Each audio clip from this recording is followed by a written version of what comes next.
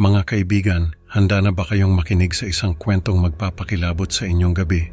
Sa video na ito, matutunghayan natin ang misteryosong pagkawala ni Gabriel, isang dating arkitekto na bigla na lang naglaho sa Quiapo at muling nagpakita na puno ng sugat at takot. Ano nga ba ang nangyari sa kanya sa loob ng 10 taon?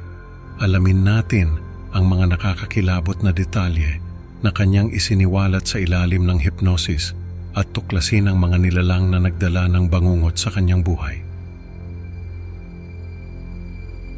Isang tahimik na gabi sa Maynila noong 2005, ang tunog ng lapis na kumikiskis sa papel at ang malayong tiktak ng isang lumang orasan ay nag-echo sa isang maliit na opisina. Ang mga alaala ko sa pakikipag-usap kay Gabriel ay bumabalik sa akin. Tumanggap ako ng tawag mula sa isang kasamahan sa Mandaluyong Psychiatric Hospital tungkol sa isang kakaibang kaso. Miguel, kailangan mong makita ito. Si Gabriel, isang dating arkitekto, ay hindi nagsalita ng 10 taon, sabi ng kasamahan ko sa telepono. Nagdesisyon akong bisitahin ang ospital bago bumalik sa aking tahanan sa probinsya. Hindi ko alam kung ano ang aasahan, pero alam kong kailangan kong malaman ang nangyari kay Gabriel. Isang mainit na hapon ng Abril, naglalakad si Gabriel sa Quiapo, pinagpapawisan dahil sa 38 degrees na temperatura. Pumasok siya sa isang Jollibee upang gumamit ng banyo, ngunit hindi na siya nakita pang lumabas. Habang nasa loob ng Jollibee, napansin ni Gabriel ang isang lalaking nakatingin sa kanya mula sa salamin na tila sinusundan siya. Hindi siya dumating sa kanyang appointment, sabi ng doktor kay Isabel sa telepono. Kailangang hanapin natin siya. Sa mga susunod na linggo, walang lead ang pulisya at unti-unting nawala ng pag-asa si Isabel sa paghahanap kay Gabriel. Naglagay si Isabel ng mga poster at nagtanong-tanong sa mga tao sa Quiapo, ngunit walang nagbigay ng konkretong sagot. Ngunit isang gabi, may isang kakaibang pangyayari na magbabago sa lahat.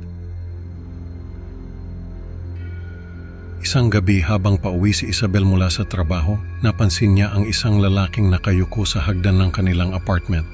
Madilim ang paligid at tanging ilaw mula sa poste ang nagbibigay liwanag sa kanyang daan. Gabriel? Tanong ni Isabel nang makita ang sunog at may paltos na balat ng lalaki. Hindi siya makapaniwala sa kanyang nakikita. Isabel, tulungan mo ako.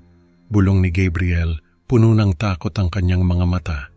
Napansin ni Isabel na may mga sugat din si Gabriel sa kanyang mga binti at tila may mga pasa sa kanyang katawan. Dahan-dahang inalalayan ni Isabel si Gabriel papasok sa kanilang apartment, hindi makapaniwala sa kanyang nakita. Sa loob ng Philippine General Hospital, sinikap ng mga doktor na gamutin ang mga paso ni Gabriel. Hindi siya nagsasalita, sabi ng isang doktor kay Isabel, ngunit mukhang natatakot siya sa mga karayom. Gabriel, nandito lang ako, sabi ni Isabel habang hinahawakan ang kamay ni Gabriel. Matapos gumaling ang mga panlabas na sugat, pinalaya si Gabriel at umuwi sila ni Isabel. Mukhang balisa pa rin siya, sabi ni Isabel sa sarili habang pauwi sila sa kotse. Habang nasa kotse, napansin ni Isabel na tila may mga galos sa likod ni Gabriel na hindi niya napansin kanina. Gabriel, ano ba talaga ang nangyari sa'yo? Tanong ni Isabel, ngunit nanatiling tahimik si Gabriel. Pagdating sa bahay, iniwan siya ni Isabel ng ilang minuto upang alagaan si Clara. Pagdating sa bahay, iniwan ni Isabel si Gabriel upang alagaan si Clara. Habang nagpapalit siya ng lampin ng bata, narinig niya ang isang malakas na tunog mula sa ibang kwarto. Gabriel, sigaw ni Isabel nang makita si Gabriel na duguan ng kamay mula sa kutsilyo na hawak niya. Tila sinusubukan niyang tanggalin ang isang bagay mula sa kanyang laman. Sa gitna ng kanyang mga luha, hinila ni Isabel si Gabriel pabalik sa kotse at mabilis na dinala sa ospital. Hindi na siya pwedeng palabasin, sabi ng doktor. Kailangan na siyang ilipat sa mental hospital. Noong ika-15 ng Agosto, nakilala ni Dr. Miguel si Gabriel sa Mandaluyong Psychiatric Hospital. Hindi kita dapat papasukin mag-isa, sabi ni Dr. Santos. Delikado pa rin siya. Tumango si Dr. Miguel at nagpatuloy. Gabriel, ako si Dr. Miguel, subukan nating mag-usap, sabi ni Dr. Miguel habang sinisimula ng audio recorder. Mahinang tumango si Gabriel, tila natatakot. Gamitin natin ang hypnosis para malaman natin ang nangyari noong Abril 2005, sabi ni Dr. Miguel habang inilalagay ang strobe lights. Matapos ang 2 minuto, tila halos natutulog na si Gabriel. Ang kanyang mga mata ay parang naglalakbay sa malalim na bahagi ng kanyang isipan. Sir, kailangan mong ilarawan ang bagay na ito sa akin, sabi ni Dr. Miguel. Ang boses niya ay mahinahon ngunit puno ng determinasyon. Hindi ko kaya, sagot ni Gabriel, puno ng takot ang kanyang mukha. Ang kanyang mga mata ay nagliliyab ng takot. Parang may nakikita siyang hindi maipaliwanag. Pakiusap, Gabriel, kailangan nating malaman, sabi ni Dr. Miguel. Umaasa na maipilit ang sagot mula sa kanya. Walang oras, kailangan kong ipakita sa iyo ngayon, sigaw ni Gabriel habang kinukuha ang lapis at papel mula kay Dr. Miguel. Ang kanyang mga kamay ay nanginginig habang sinusulat niya ang kanyang mga alaala. Ang lugar na ito parang barko, sabi ni Gabriel habang nagdodrawing. Ang kanyang mga mata ay nakapikit, tila muling nararanasan ang bawat detalye. Ano ang itsura ng barko? Tanong ni Dr. Miguel, sinusubukang gabayan si Gabriel sa kanyang mga alaala. Nagtatago ako sa likod ng isang pader. Parang malagkit, sagot ni Gabriel nanginginig. Ang kanyang boses ay puno ng takot. Parang nararamdaman niya pa rin ang takot na yon hanggang ngayon.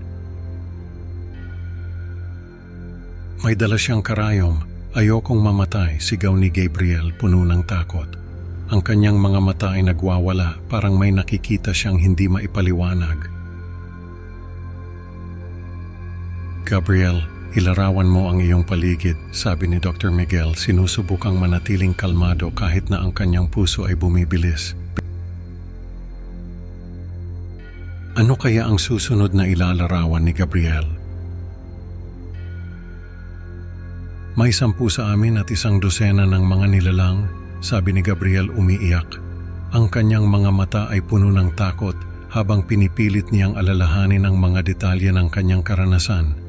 Isa sa mga nilalang ay papalapit at itinaas ang kanyang kutsilyo. Dagdag niya, ang kanyang boses ay nanginginig sa takot.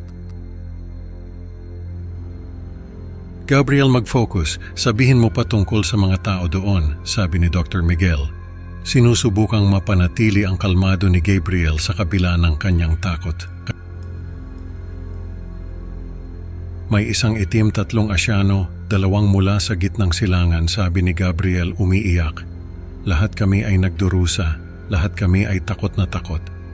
Ang kanyang mga mata ay naglalakbay sa paligid ng kwarto, tila hinahanap ang mga multo ng kanyang nakaraan. Ang lupa sa ilalim ng aking paa ay malambot at basa, sabi ni Gabriel, puno ng takot. Parang nasa isang swamp ako at hinihila pababa. Ang kanyang katawan ay nagsimulang mag-freeze, mga mata niya ay nagiging walang buhay, tila nawawala siya sa isang madilim na lugar. Ano nga ba ang tunay na nangyari kay Gabriel? Mga kaibigan, natutunan natin na ang mga misteryo ng nakaraan ay maaaring magdala ng bangungot sa kasalukuyan. Salamat sa pakikinig. Huwag kalimutang mag-like at mag-subscribe para sa mas marami pang nakakatakot na kwento. Kita-kits sa susunod na upload. Tandaan, sa bawat dilim may lihim na naghihintay. Paalam.